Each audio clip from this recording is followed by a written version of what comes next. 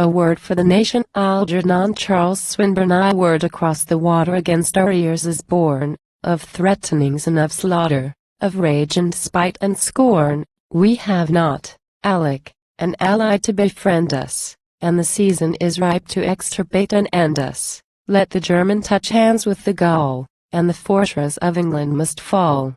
And the sea shall be swept of her seamen, and the waters they ruled be their graves, and Dutchmen and Frenchmen be free men, and Englishmen slaves. 2. Our time once more is over, once more our end is near, a bull without a drover. The Briton reels to rear, and the van of the nations is held by his betters, and the seas of the world shall be loosed from his fetters, and his glory shall pass as a breath, and the life that is in him be death. And the sepulchre sealed on his glory for a sign to the nations shall be as of Tyre and of Carthage in story, once lords of the sea.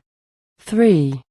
The lips are wise and loyal, the hearts are brave and true, imperial thoughts and royal make strong the clamorous crew, whence louder and prouder the noise of defiance rings rage from the grave of a trustless alliance, and bids us beware and be warned, as abhorred of all nations and scorned, as a swordless and spiritless nation, a wreck on the waste of the waves.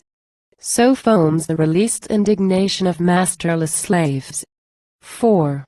Brute throats that miss the collar, bout backs that ask the whip, stretched hands that lack the dollar, and many a lice-eared lip, forefeel and foreshow for us signs as funereal as the signs that were regal of yore and imperial.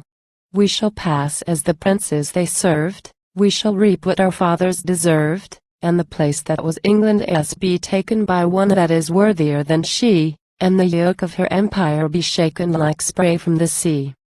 We French hounds, whose necks are aching still from the chain they crave, in dog-day madness breaking the dog-leash, thus may rave, but the seas that for ages have fostered and fenced her laugh, echoing the yell of their kennel against her and their moan if destruction draw near them and the roar of her laughter to hear them.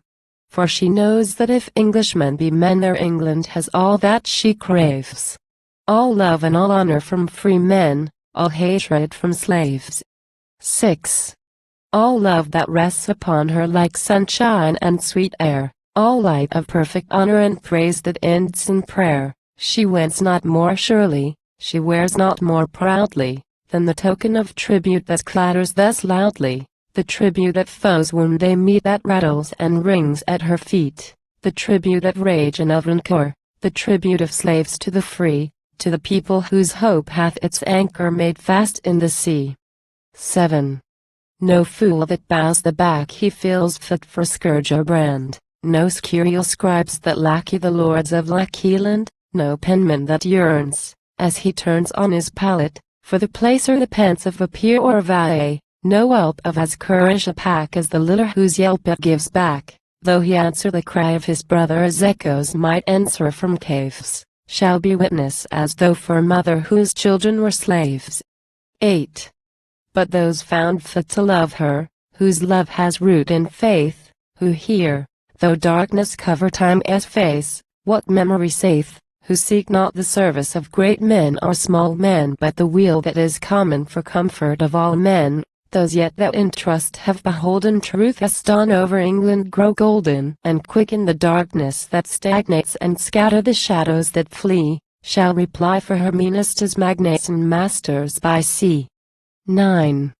And all shall mark her station, her message all shall hear, when, equal-eyed, the nation bids all her sons draw near, and freedom be more than tradition or faction, and thought be no swifter to serve her than action, and justice alone be above her, that love may be prouder to love her, and time on the crest of her story inscribe, as remembrance engraves, the sign that subdues with its glory kings, princes, and slaves.